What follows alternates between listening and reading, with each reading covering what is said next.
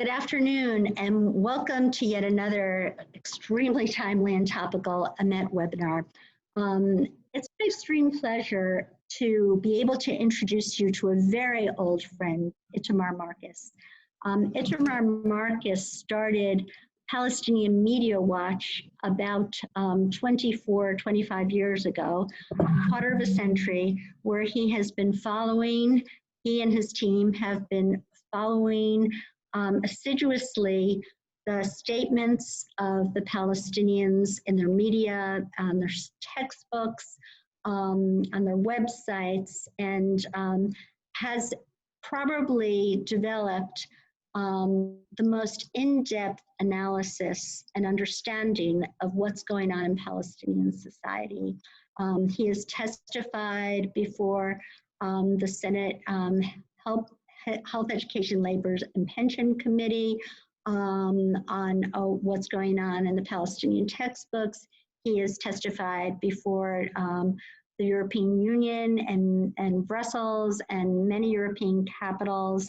And it is indeed a tremendous pleasure to bring to you an old and very knowledgeable friend. We were just talking, we go back at least for as long as Palestinian Media Watch has been in operation, at least 25 years. And so Itamar is here today to bring with him some of his vast expertise about what's going on in Palestinian society and what they think of about the presumptive election of Joe Biden, as U.S. president. Thank you, Itamar.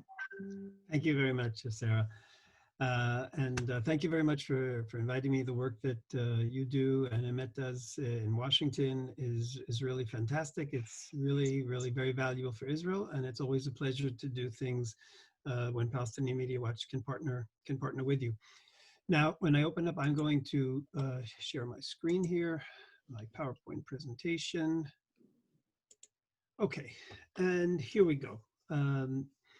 We're going to be looking at Palestinian society. We're going to be looking at what the PA hopes from the Biden administration. And we're going to be looking at the real question is, should the Biden administration go back to funding the Palestinian Authority? And these are some of the questions, these are some of the hopes that the Palestinian Authority has.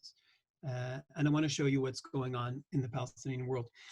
Now, for those of you less familiar with PMW, I'll just give a 1-minute introduction. We study the Palestinian world, studying everything we can about the society, from sports pages, culture, school books, crossword puzzles, you name it, we study it. And we study it when it comes from television, the official newspapers, their official Facebook pages, Twitter accounts of all the leaders. What we're getting is all the messages that the Palestinian Authority is sending to its people through all these media. These are the messages. This is what the Palestinian is all about. And what I'm going to be giving you today is a little window into it and how it relates to what they're expecting of the Biden administration. Now, just by way of introduction, I say we study sports, and you're probably wondering, why do we spend time reading the sports pages? Well, it turns out that sports is one of the most significant things because of how the Palestinian Authority is using it. And I want to give you just an example. Palestinian Authority, since the period of what they call the Intifada, what we call the terror war, 2000 to 2005, has been naming sporting events after the worst terrorists. They've named terrorists after suicide bombers. They named they've named a football tournament after the suicide bomber who blew up at the Passover Seder, killing 31 Israelis. Now, what do we have here from last year? We have a football tournament for young girls, sports festival. This is part of the Ministry of Education of the Palestinian Authority, and it's named the Dalal Mugubi Sports Festival. All of these young girls who participated in the tournament wore these sweatshirts with the picture of Dalal Mugubi on it. Now, who was Dalal Mugubi?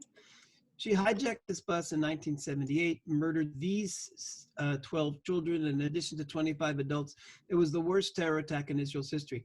So the Palestinian Authority is taking the worst terror attack in history and they're naming sporting events after the terrorist who is most associated with that.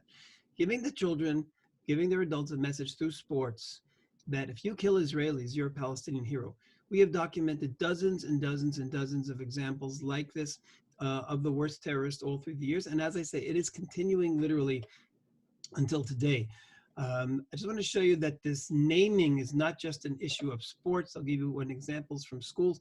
The Palestinian Authority has named 26 schools after terrorists, including 5 after that same Dalal Mugubi, who I just mentioned, a mass murderer of children. Again, the message to every child in all these schools is that if you kill Jews, kill Israelis, you're a hero. This is outside a school in Bethlehem. And what they have outside this high school in Bethlehem is this plaque, which is dedicated to the memory of the martyrs of the Al-Aqsa Intifada. And it specifies one name, the martyr Ayat al-Akhras. Who was Ayat al-Akhras? She was the youngest female suicide bomber, a 17-year-old girl. So every day when the girls walk into school, they see here etched in stone, literally the name of Ayat al-Akhras, 17-year-old girl, the same age as they are. The school is saying, this is your role model. This is what's going on in schools. And just to give you something how this is constantly happening, this is just last month, October 18th. This is a Palestinian Polytechnic University. They just made a new arch, a new entrance to the university. Whose picture did they put? Salah Khalaf, the martyr Salah Khalaf. He is the one who planned the Munich Olympic massacre of Israeli athletes. So what we're seeing through sports, what we're seeing through naming and role modeling right away, even before we start, is that everything has to be studied about Palestinian society in order to understand the various ways and means of messaging by the Palestinian leadership. And we see it is literally a uniform message, and it's coming everywhere. Now, the Palestinian Authority and Biden. First of all, just a couple of messages, a couple of quick ideas here, or statements here by the Palestinian Authority about looking back at the Trump era. How did they see him?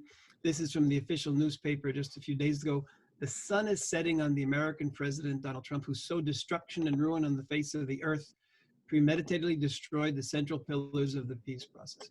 This is the typical way they've talked about him for the last few years. And of course, we've had a lot of it now as it's reached the end. Here's another example also just a few days ago. Trump and his advisors appear like a group that arrived in a time machine from the old colonialist period. They're counted among the same power-hungry racists and bloodsuckers who desire to rob the peoples. This is Trump. This is the Palestinian Authority about Trump. This was the cartoon right after the elections, and the text here. This is a cartoon posted by Fatah, and of course, Donald Trump's peace proposal for the Palestinians and Israelis, he called the deal of the century. So the text on top over here in the Arabic, the best deal of the century to remove you.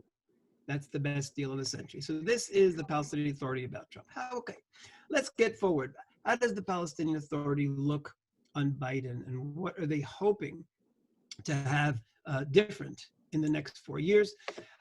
Here's something written by Saeb Arikat.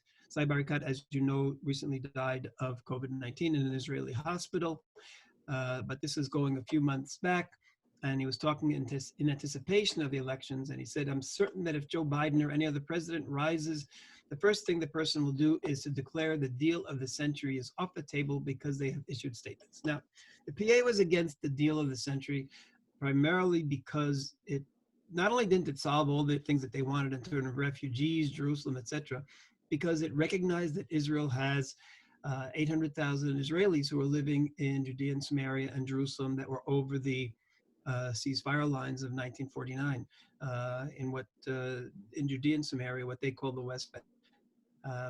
And he wasn't, and the PA, of course, keeps talking about those old lines as if they were borders. And they won't talk about anything that doesn't use them as a starting point. So that was the first thing that they were against. So they said they're thrilled because that is off the table. That's the first thing. There's a statement by, now I want to show you a more detailed thing, and this will get into the meat of it. What are they expecting in terms of real policy changes? Now, we've seen these things come in a number of different statements by different Palestinian leaders. And I'll just give you one. This is the U.S. Palestinian Council Vice President John DeBet. This is an American Palestinian organization. And he made, on November 7th, he was on PATV, and this is what he said about what he expects from Joe Biden, and it's very significant, and then we're going to analyze some of these things that he said. He said, we met with Joe Biden a number of times. First of all, important, the Palestinians have been meeting with him, official Palestinian representatives meeting with him already in the United States. We met with senior policy advisors, etc.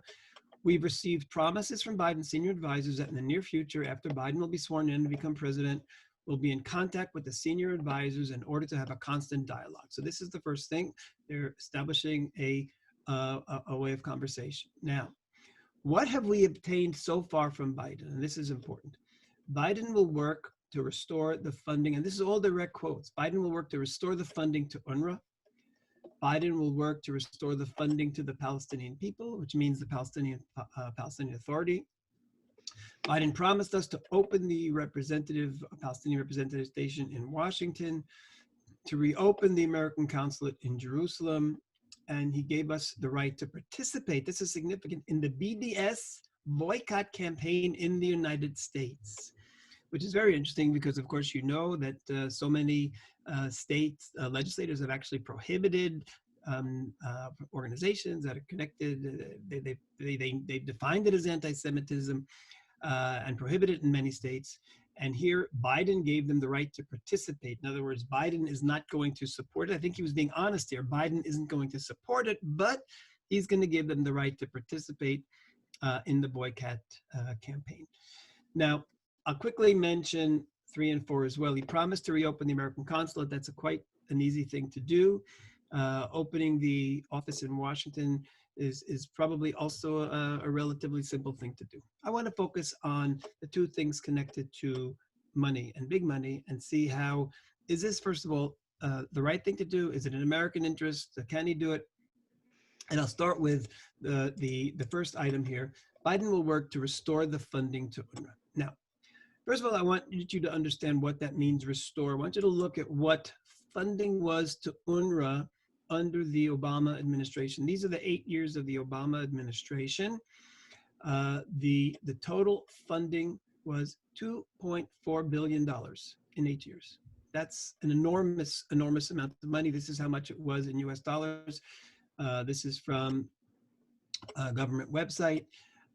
This is what UNRWA was getting, $2.4 billion in 8 years. Now, what did the US get for this $2.4 billion investment? And I say get in terms of solving the problem. I don't mean taking people, making them dependent. I want you to see, what did he get in terms of solving the problem of Palestinian refugees for all this investment? Now, this is also UN website. What are the number of Palestinian refugees? The first part here is from 2008, and the next one is 2017 at the end. So it went from 4.6 million to 5.3 million refugees. In other words, 700,000 refugees, let's say 900,000, 850,000 a year were added to the coffers. So the United States spent $2.4 billion to UNRWA to presumably solve the refugee problem. And what happened is that they've added nearly 700,000 refugees during that 8 period, and it keeps growing. Now, the United States, then we come to the Trump administration. Trump continued to fund initially, and then he made it less and less till he really cut off the funding. But look, even without the funding of the United States, essentially you had the same rate. If it was 700,000 or so, or a little less, in 8 years, over the 4 years, there was still a rise of 300,000 refugees. So what we're seeing is a little bit less than 100,000 new refugees a year. So every decade, we're talking about almost 1 million new Palestinian refugees. And this is with this incredible investment in money that is not going to try to solve the problem. That is not being used to try to solve the problem. That's what's absurd about this. With this kind of money, you could have built housing for every single Palestinian refugee in Gaza for sure, Judea and Samaria for sure. And you could have helped the countries, Lebanon, Syria, Jordan, absorb them into their societies very, very easily. Now, of course, this is only American funding. There's also European funding, and there's funding from Canada funds as well. So this is Trump's deciding not to fund was because this is probably one of the I would say, most evil organizations that ever has been created. Every other refugee program that the UN has ever had has always been to get people out of the refugee status, and UNRWA is just growing refugees, literally. So not funding them was a good start. If the entire world would have defunded them until the Palestinians, together with the UNRWA, came up with a real program, instead of adding 100,000 a year, get 200,000, 300,000, get them off at a faster rate than they're coming on, that would be something worth funding. But right now, it's just absurd, as you see from these figures. So if he's going to be going back to Trump's funding of UNRWA, is just going to be without a fundamental change in seeing it as a organization that must solve the problem, then of course it's a total waste of American money. And it is certainly not good for Israel, and it's certainly not good for the Palestinians and those children who are being born into these camps, who have no future. They're the ones who are suffering the most. This is probably one of the worst examples of Palestinian child abuse. The fact that they force these children who are born into this situation to stay there, they don't allow them to come out of the refugee status. This is a Palestinian Authority political decision. They know it will prevent a peace treaty in the long run. They know Israel can't accept these people. They use this as an argument for no peace. So it's a political tool. It is abuse of children and abuse of their adults. And of course, those children eventually grow up hateful of Israel, potential terrorists. It's all a mess. And this has been funded by the Western countries for all these years. Now, the second and more even complicated issue, or that I'll spend a little more time on, is Biden will work to restore the funding to the Palestinian people. This was the second thing that he said. Biden will start to fund the Palestinian Authority. Now, under the Obama administration, the Palestinian Authority was getting, in addition to UNRWA money, they were getting about $300 to $400 million a year, some of it in direct program aid, some of it to general budget. This was what was happening under the Obama administration. Now, that all stopped under Donald Trump. Why did this happen? Let me tell you, you're probably familiar, so I'll go through this quickly. The Palestinian Authority pays monthly salaries to terrorists who are in prison, and they pay lifetime allowances, lifetime monthly payments to families of so-called martyrs. This includes suicide bombers, any terrorist who is killed in the act. It also includes passive martyrs, meaning someone who happened to be in the wrong place at the wrong time and became a martyr. But it definitely includes suicide bombers, mass murderers. All of them get this. There are over 30,000 people in this martyrs group today. There are about 4,000 or so prisoners who are receiving these salaries. Now, just to give you a quick sense of what we're talking about here, every prisoner when he's arrested gets 1,400 shekel, let's say $400 a month. The longer he's in jail, the more it gets. Eventually, he gets up to 12,000 shekel a month, which is $3,500, which is about 3 times the average Palestinian Authority salary. 3 times. So if you murder and you go at a life sentence, eventually you're going to be making 3 times the salary of a regular Palestinian. So it's an enormous amount of money. If you're a martyr, your family gets 1,400 shekel for life, about $400 or so. For each wife, an extra 400 shekel. For each child, 200 shekel. Jerusalem residents and Israeli residents get more. So it's actually an encouragement even for Israeli Arab terrorists, or even greater. Again, between the two of these things, it came to about $350 million. Now, to take the big numbers and look at the specific examples, I'll give you 2 examples to understand how evil this is. We've made posters for about 20 of the terrorists, and anyone who wants to just go to our website and ask us, we'll send you them. They can be made into gigantic posters for walls, or they can be just handouts to members of parliament or Congress that you'll be meeting with. Here, for example, is one poster about the terrorist Ajmar Awad and Hakim Awad. These are 2 cousins who went into the home of these victims, which are the Fogel family, Ehud and Ruth Fogel. They murdered them. They slit the throats of their 3 children. Any of you who might have seen the pictures of the rooms with the blood all over the walls and over the beds, and it was something horrific. Well, since they have been arrested and gone to jail, these 2 terrorists have received already $175,000 by the Palestinian Authority. Give you another example, Abdullah Barghouti. He was a Hamas bomb builder, because Hamas members also get the same salary. He built the bombs for 6 different bombs: Hebrew University, Cafe Moment, all of these, Sbarro restaurant. These are some of his 67 victims. He murdered 67 people. He has received already 240,000 US dollars by being in jail.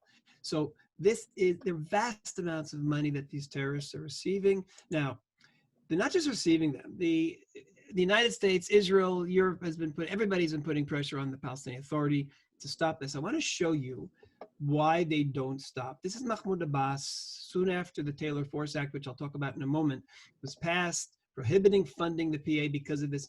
This is what he said on Palestinian TV.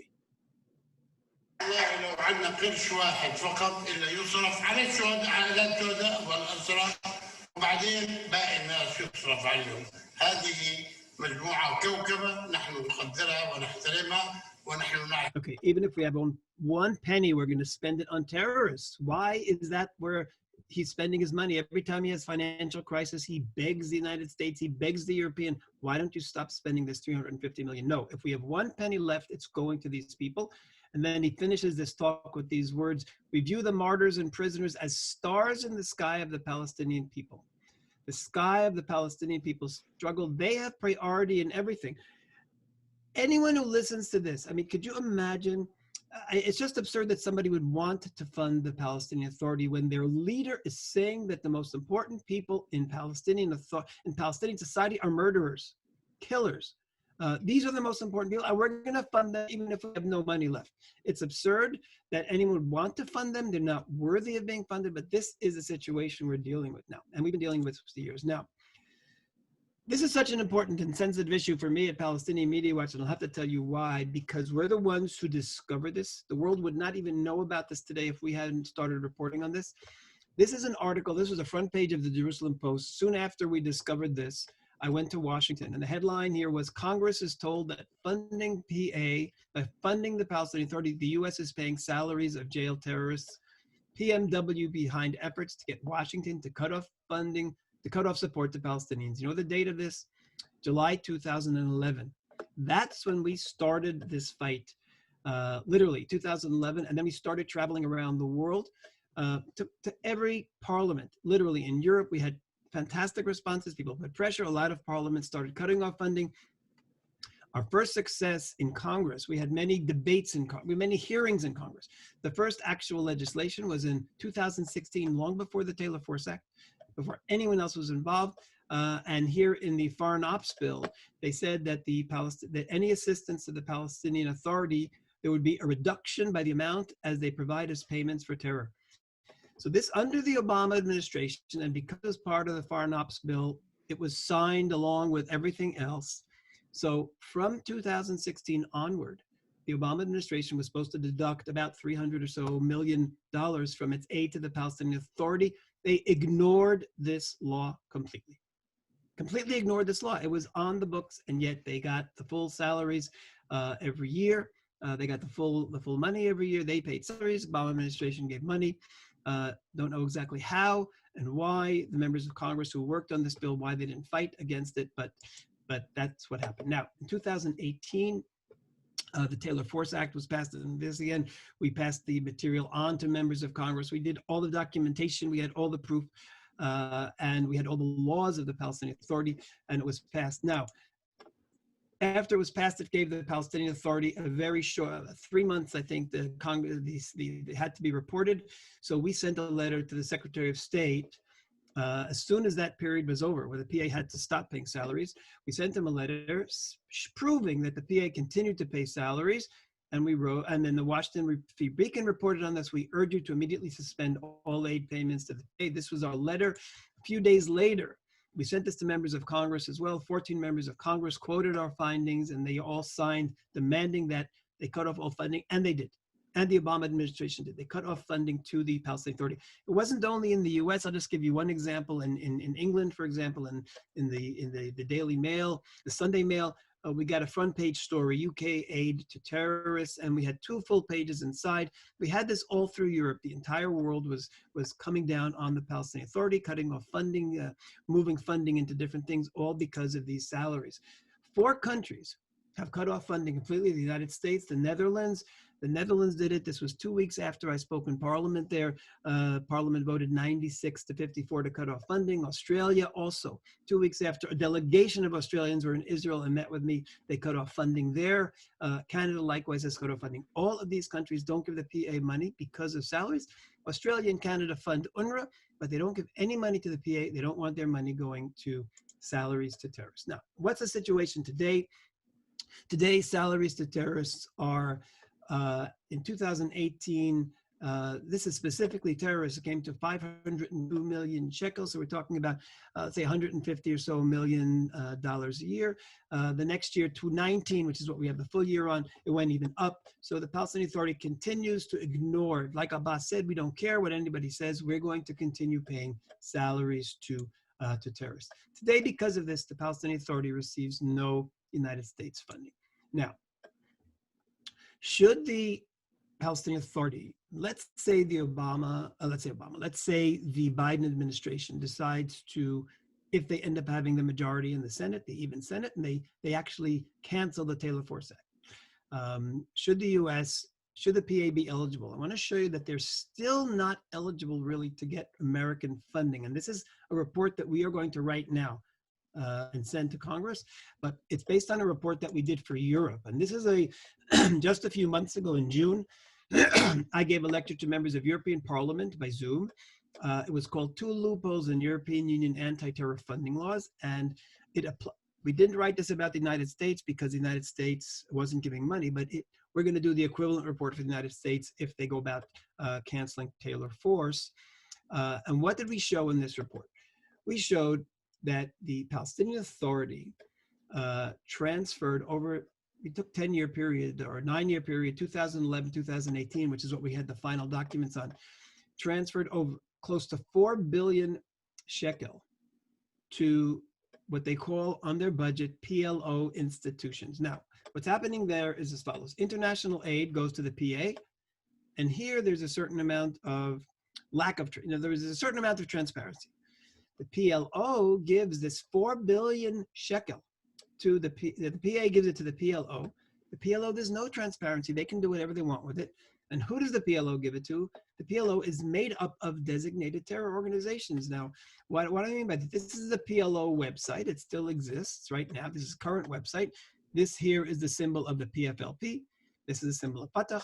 I just discussed a lot of these other ones are also known, active designated terror organizations. I just want to show you the PFLP, for example. PFLP is an active terror organization. PFLP is the Popular Front for the Liberation of Palestine.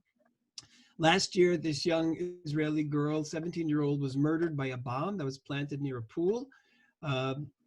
The 5 people who were arrested specifically for involvement in this terror attack were all PFLP members, together with another 50 members of PFLP. So what you have is international money going to the PA, and the PA then gives it to the PLO, which the Europeans say, that's fine. But the PLO then disseminates it to PFLP and to Fatah, and these are active terror organizations. So anyone who gives money to the Palestinian Authority is giving money to terror organizations. Now, I want to show you how friends of ours in Europe use our materials. So October, last month, Palestinian Prime Minister Mohammed Shtaya, he spoke to the European Parliament's Foreign Affairs Committee by Zoom. And after he spoke, one of the members of European Parliament from Sweden quoted to him our report. And he said, your money is going to terror organizations. Why are you doing that with our money from Sweden that we're giving to you? So this is, his response is just hysterical. That's why I'm going to read it to you. Funding terrorism, my dear friend from Sweden, Palestinian leadership has never accepted terrorism. This term is not in our mind. We are calling for peaceful resistance, 2 states, negotiating international law. That's what we stand for. I assure you, I want to look in your eyes. I challenge you if a single penny has ever gone to a terrorist organization. So of course, complete lies. The funniest part though is where he says the money is going. You're supporting poor people in refugee camps, in hospitals, 6 people in East Jerusalem. It goes for fighting mosquitoes. It's hysterical because we're watching all the time, glorifying terrorists, salaries to terrorists, honoring terrorists, promoting terror, and he's talking about your money, Sweden, is going to fighting mosquitoes. But in any case, this is the way Europeans are using the material that we give them to fight, and hopefully there'll be follow-up there. Now, The second and the largest funder of the PLO is Fatah. And I want to show you, Fatah is Mahmoud Abbas's organization. People assume Fatah is moderate. That's what they say. We like Fatah, we support. I want to show you what Fatah is doing with this money that they're getting from the PLO, which they're getting from anyone who funds the Palestinian Authority. Now, first of all, there's a branch of Fatah called the Al-Aqsa Martyrs Brigades. This is a designated terror organization by the EU, by the European countries, by the United States. Fatah is giving money openly. They don't deny that they're funding the Al-Aqsa Martyr Brigades. So there's this willful blindness by the Europeans and by the United States until recent years. Giving money to PA, gives it to Fatah, and it's going straight to another terror organization. Now, I want to show you what they use it for directly. This is Fatah, not Al-Aqsa Martyrs. This is Fatah's education program. They have an education program. They produce educational documentaries. They teach the Palestinians. This is something they produce. I want to show you what they taught them. This is a year ago. This is not old. This is 2019. What is Fatah teaching its people about the essence of Jews? هناك في أوروبا يقيم القوم مخيماتهم وأماكن سكناهم. جيتوهات ضيقة تبنى أعمدتها على الانفكاك عن البشر مرورا واشمئزازا من أغيار أناس هم أفاعن أبناء أفاعن حسب رؤيتهم. هناك تحاك كل مؤامرات الاستغلال ويكره سكان الأرض جيتوهات القوم ومخازن تصدير الحقد والاستغلال. Okay, this is Fatah education. It goes on and on and on and on with all this hate. It's all about what the Jews were like in Europe. And it literally turns history on its head. The Jews were in ghettos because the non-Jewish world didn't want to have Jews around them, and they put them in these awful ghettos. What does he say? The Jews put themselves in ghettos because there they could secretly scheme to subjugate all humanity. And these are some more quotes from this documentary. The Jewish tribe led the project to enslave humanity. Jews are the enemies of humanity. That's what they're telling them. That reminds us of other evil forces in the world that said that. The Jews allied with the Nazis to burn Jews to accumulate wealth. The Jews say only we are people, all the others are animals. Jews were hated because of their racism and their filthy behavior. You see, the Jews are such a bad problem that anti-Semitism was brought on the Jews by themselves. The Jews deserve what they were getting because of their projects to enslave humanity. This is the worst kind of anti-Semitism, and this is coming from Fatah, not just stuck on their website, but actually they had their educators sit down, think up how can we present the Jewish people to Palestinians, and this is what they came up with. And as far as the last time we looked, this is still available on their website today, this video, this little mini documentary. Now, I want to show you what else Fatah does. Fatah celebrates murder today. You have here a picture of Rabbi Raziel Shebach. He was murdered in 2018. These are his wife and his children. He was murdered in a drive-by shooting by Ahmad Jarrar. Now, a year later, that means last year, on the one-year anniversary of the day that Ahmad Jarrar was killed by Israel, Fatah posted on its Facebook page this picture of the terrorist with the smiling face, and listen to what they said about her. He is the star of the night that guides those wandering. He's the magnificent one, the crown of the jewel, an ideal example of humanity. So a murderer in a drive-by shooting of an innocent Israeli civilian is the ideal example of humanity according to Fatah. Rabbi Achiad Ettinger, father of 12 children. This is him. He was murdered last year by Omar Abu Layla. How did the Palestinian Authority respond to that? They called him the heroic martyr Omar Abu Layla. The perfect person is realized within him. This is Fatah. Now, look at this next one. This is the deputy head of Fatah. This is Abbas's number 2. And possibly he will be replacing him. He, right after Abu Layla did this terror attack, he went and made this speech to Palestinian youth. And he says, he is a self-sacrificing fighter. We're extremely proud. This is Omar Abu Layla, who implemented the people's choice. He represents all of you, represents all young Palestinians. He was talking to Palestinian youth. He, a murderer, murderer in cold blood, this father of 12 people, he represents all Palestinian people. And this is coming from the number 2 in Fatah.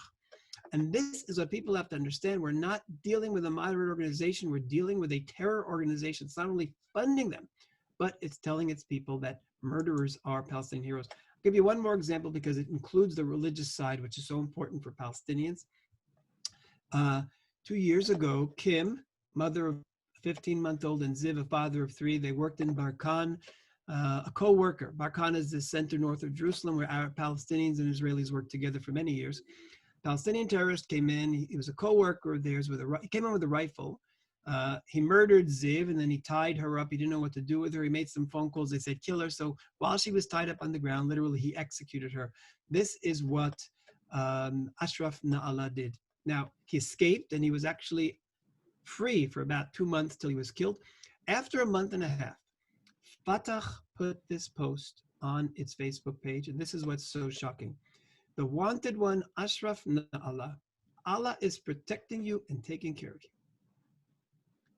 Fatah was telling its people that murdering Kim and Ziv was something that Islam supports. And this isn't Hamas saying this is Fatah. Allah is protecting you and taking care of you. That's why those Israelis, the Zionists, haven't caught you, because Allah is protecting you. Of course, a few weeks later, they did catch him, and then there were posts all over the place turning this monster into a hero. Now, also, I talked about child abuse of their own children. I want to show you one of the worst examples of child abuse that we've seen. This is on Fatah's Facebook page. This was a video of a young girl reciting a poem, and listen to this message that she has that Fatah thought was valuable for all children, so they put it on their Facebook page. فأمه وعدته بهدية إن هو أنهى طعامه تساءل بجنون ألعبة تكون أقبلت أمه بطلة بهية تحمل الهدية نظر إليها فإذا بها بندقية صاح بأعلى صوته يا أمي يا أمي ما هذه أهذه هي الهدية ضمته إليها واحتضنته بيديها وقالت يا بني لم نخلق للسعادة فأنت في نظري مشروع للشهادة فالقدس لنا وسلاحنا إسلامنا وذخيرتنا. Okay, this is, like I say, just unbelievable child abuse coming from Fatah to its people. This is a mother who supposedly is saying to her child, you are not destined for happiness, you're destined for martyrdom, you are nothing but ammunition for Islam. Islam is our weapon and you are the ammunition. You, child, a Palestinian child, have no value in and of yourself. No value. You are only ammunition for Islam in order to die as a martyr. And this is what Fatah felt was important. I don't know if you heard in the background, the technician in the room was clapping as she said, and our ammunition is our children. So this is unbelievable. This is, like I say, it's child abuse, and this is coming from Fatah. And again, anyone who funds the PA is funding Fatah. All of this is coming from the PA. So what we see from all this, now this is Fatah. Finally, one final point I want to show. The PA itself is not worthy of funding either. This is the money that they give to Fatah. Now I want to show you the way the PA is spending its money, not only in terms of salaries to terrorists. I want to show you an example of a Palestinian school book.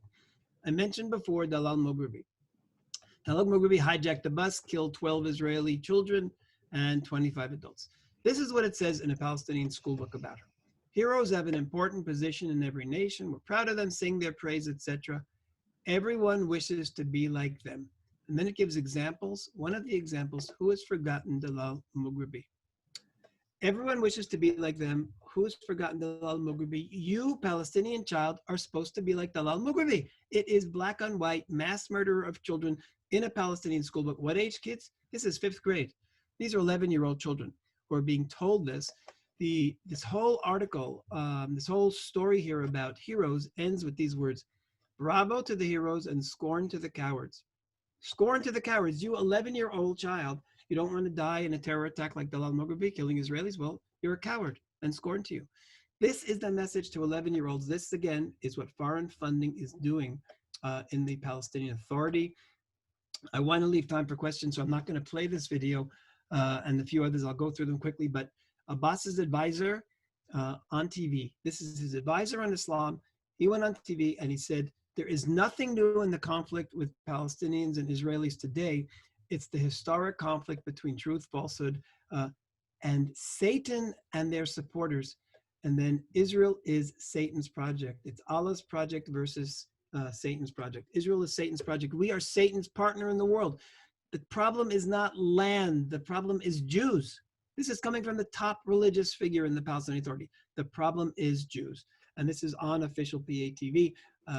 Just a few months ago, he went on TV and took it to the next level. He quotes from the Quran. He says, the Quran says, kill them. Who's it talking about? He says, yes, kill the transgressors, someone who attacks you, your home, your land, your homeland, your property, your honor, your family.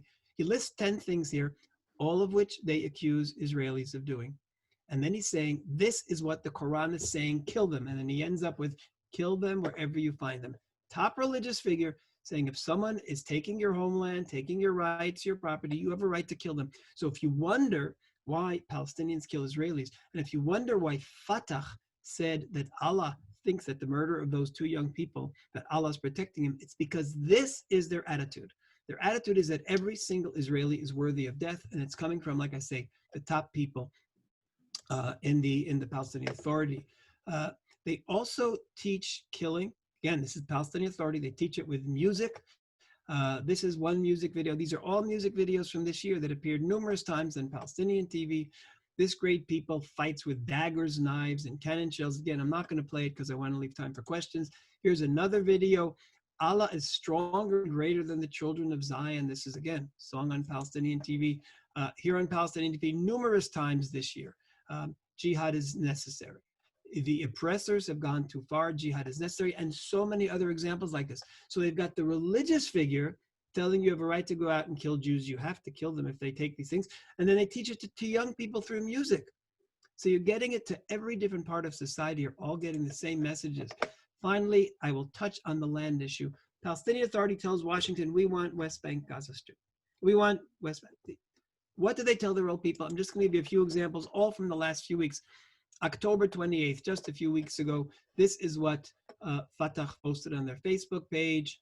These are the maps, all the maps of all of Israel. And what's the text? Here we remain, we will not leave. Palestine is the goal that dignifies and a flag that waves. This is Palestine and we will not leave. This is ours.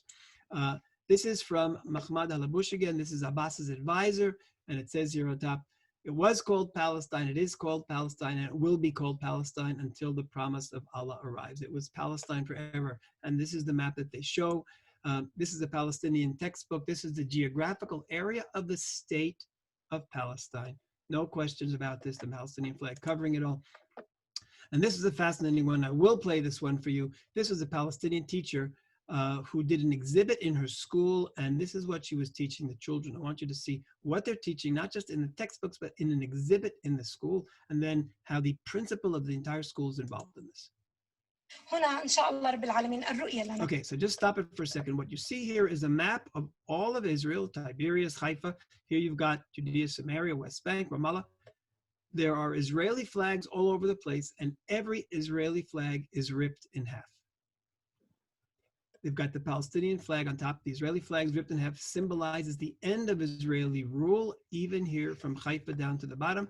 And what does she say? This is our vision. We hope to liberate Palestine. والأمل لنا في تحرير فلسطين، في تكسير القيود، تكسير الحواجز وهدم الجدار الفاصل كما هدم جدار برلين بإذن الله، ونصل إلى تحرير صورة معبرة وخارطة. يعني نتمنى أن نصل إلى. We hope to achieve this soon. We're going to liberate Palestine. And then she turns around to the principal who agrees as well. So here you realize that from the principal down to the teacher, down to Palestinian Authority TV, this is what anyone who funds the PA is funding. They're not funding peace. They're funding the next war with the Palestinian people. And of course, here's a religious leader saying that it's Islamic land and therefore you can't do anything.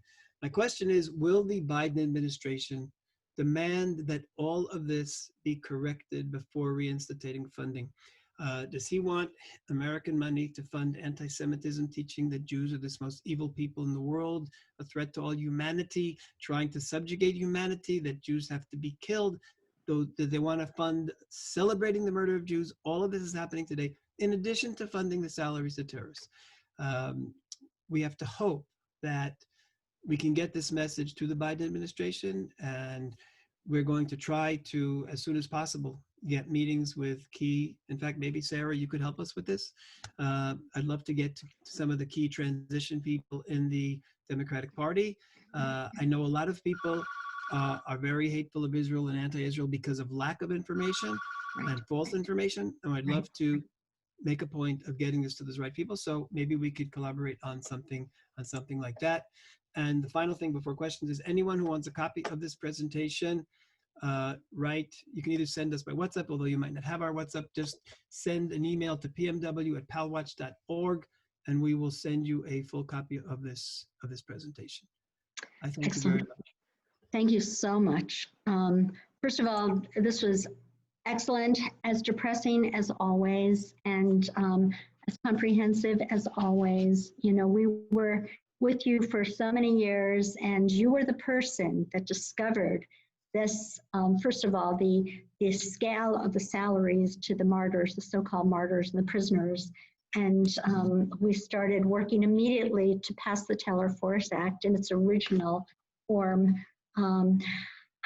with you, and we will be with you. And we actually have recorded this, and it will be available. And I think I will send it to some people that I know that are working on the Biden transition team, and I want to work together with you. You know, we have always said, as John F. Kennedy says, peace does not exist in signed documents and charters alone, but in the hearts and minds of the people. And, you know, ever since the Oslo Accords were signed on September 13th, 1993, we have seen that there's a huge disconnect between what they're saying to their own people in Arabic and what they're teaching their children, and what they are saying to Western diplomats and journalists in English. And unfortunately, too many people are not willing to listen, but we will try to make them listen, you know, any way we can. I know a lot of questions have come in. This is the first time you are like the 42nd, I think, webinar we've had since the pandemic began. And this is the first time that everything was so comprehensive. I didn't have any questions for you, but I do know that some other questions have come in. So I'm going to now turn the podium over to Sarah Leah Thompson, our wonderful Director of Communications, to read some of the questions that have come in. Thanks. Thank you, Sarah. And thank you so much, Itamar, for your very comprehensive and insightful presentation. We have gotten a number of questions. Unfortunately, we won't be able to go through all of them, but we'll do the best that we can. The first question that we have, will Biden's presidency change the chemistry of the Abraham Accords, or is it here to stay regardless of who sits in the White House? I think that it would be very hard for Biden to go back on these accords. It's something that's been welcomed by the entire world. Will he be as active in encouraging other countries to join, Saudi Arabia in particular? We'll see. If he perceives it as a Trump success, then he might not want to go on the heels of a Trump success and make Trump's success even greater. So that's a possibility. It depends how selfish he is and how much he cares about actually being a good president, which we don't know because no one could really be against it. In terms of the Arab states, I think that they will be more anxious to work closely with Israel today. And the reason is very simple. Biden is talking about going back and re-signing up with Iran. The more that Biden compromises on Iran, the more states, the more Gulf states will join with Israel, will solidify. The Gulf states don't care about the Palestinians now at all. They care about not allowing Iran to have a nuclear weapon. They think under Biden administration, there might be a period of time where Israel and they together will have to attack Iran, assuming it's not done before then. They're not going anywhere. They need Israel, and those accords are going to last, and they'll get strengthened no matter what Biden does. Thank you. And to those who are submitting questions asking where this webinar recording will be available, it'll be available on EMET's website by tomorrow afternoon at emetonline.org under webinars and recordings. And we'll also send out an email to everybody on our list. The next question we have, In your opinion, what percentage of Palestinians are truly interested in a peace? Or do you think that the reality is that they all just want the destruction of Israel, which is the Palestinian Authority's goal? Okay, one of the newest projects that we at PMW are doing, we're actually working with Palestinians quietly. I say working with them just before the COVID crisis. There was a Palestinian who we're working with actively. He's from a refugee camp. Who grew up with all this hatred, and when there was a delegation of members of parliament from the Netherlands here in Israel, we met together in Gush Etzion, where he could get to and I could get the MPs.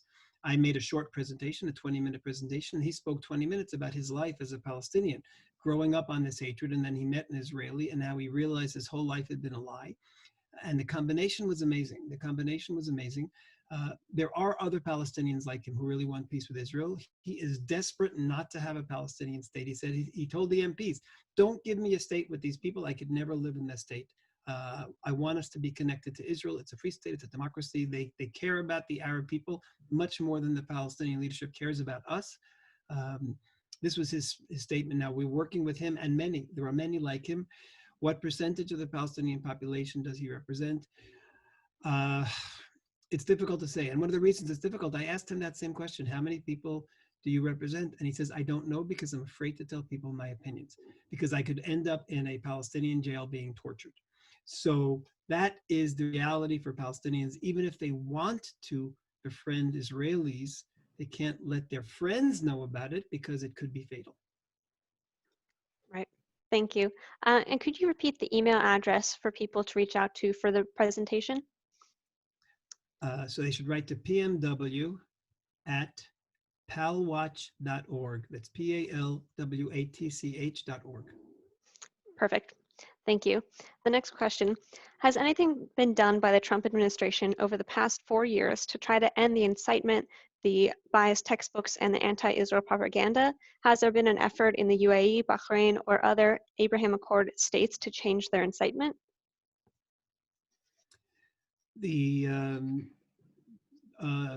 President Trump spoke about it a number of times. We actually supplied Prime Minister Netanyahu with a lot of children's videos, which he then showed to President Trump, and then President Trump made that very, very powerful and strong statement condemning the Palestinian Authority, literally saying that Abbas had lied to him. Abbas said, we bring our children a culture of peace at their first meeting, and then he actually yelled at him the second meeting, you lied to me, I saw exactly the way you're educating your children. So he tried to do what he could do. The Palestinian Authority continues to get enough money from the Europeans that even after the United States cut off the funding, they could still continue to teach the same hatred as before. Thank you. Looks like we have time for one or two more questions. What difference, if any, will the passing of top negotiator Saeb Erekat make? Saeb Erekat was, I would say, challenging for Israel because, like many Palestinians, he was an expert at speaking two different languages. He to Americans and to foreigners in Europe, he presented himself as someone who wanted peace. I mean, I read some of the eulogies about him. It was just unbelievable. You'd think it was, they were talking about, literally someone who deserves the Nobel Peace Prize.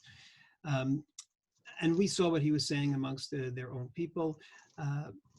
It will impact on the Palestinian Authority only in so much as they'll have to find someone else with a slick tongue like his in English who can really convince foreigners that the Palestinians are interested in peace.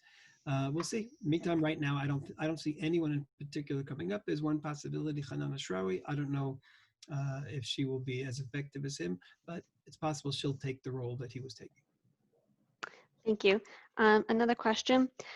Have you been presenting this presentation or similar ones across American universities to share this information with faculty members and administrations? Yes, I have. First of all, I mean, except for this year, although I will just say that yesterday I presented this to students all across London from different London universities. So I tried to get this out to universities, and just as I offered the presentation to you, I offered it to them as well. It was a slightly different one, of course, because it didn't have the whole American side. It dealt with the fundamental issues. And yes, in previous years, I traveled to the United States 3, sometimes 4 times a year. Many of those trips include travel to universities, and I also go to conferences of students when they're being trained how to defend Israel on campus, and I will make presentations and give them, again, all this material so they can fight on campus. We supply it to all the groups that are fighting on campus, that have their own campus groups, and we urge them to use this material. So we can only hope that it's being used. We've had some great successes that we're told about. We once received an email from a student who said that her professor was ripping into Israel with all sorts of statements, and she went over to the professor after and said it's not true, and she started quoting from the presentation, and the professor said, you know what, why don't you bring the presentation to class? And she actually did. She made the entire presentation in front of the students in her class. I'll tell you other just, every year, we've had in Israel delegations from Berkeley, Irvine, the whole California system, and it's been probably 7 or 8 years now that every year they come back to me and I give them a lecture every year. And these are people involved in political science. So even into those groups we get, and although they have, I'm assuming, very anti-Israel, they don't just come to Israel. They go to Jordan, Egypt, and Israel. It's part of their curriculum. They certainly get the message, and a lot of people come up and speak to me afterwards and say they had no idea. So the message, because I'm not telling viewers what I think, I'm letting them hear what Palestinians think. You hear Mahmoud Abbas say that these terrorists are stars in the sky, we're giving them everything. If I would say Palestinians think terrorists are heroes, you'll think I'm a liar, but I'm just letting you hear Abbas. And that's why this is very effective and people really have to listen. Thank you. And one more question. How can our viewers support your organization? Palestinian Media Watch can be supported, first of all, by taking our material and meeting with your congressman, taking our material, meeting with your journalists, showing them very politely, I think you were missing something. This is very valuable. You should know this. And the second thing, of course, is Palestinian Media Watch, like many NGOs, had to go through a difficult time this year financially because of COVID. We had to actually cut 25% of our staff. If anybody can help support Palestinian Media Watch, it would be greatly appreciated, and it goes straight into fighting for Israel around the world and supplying literally all the organizations that are fighting for Israel need this material. Thank you very much, anyone who can support us. Right. Okay. I'd like to also put in a plug for Palestinian Media Watch. Itamar does wonderful work. We've been working in partnership for decades now, and I think our work is really cut out for us over the next 4 years, and it's going to be increasingly more and more important. I also do have to put in a plug for EMET because we've also struggled. Some of our larger donors have really been hit hard by COVID-19, and so we do need as many contributions as you can, and all of this costs money.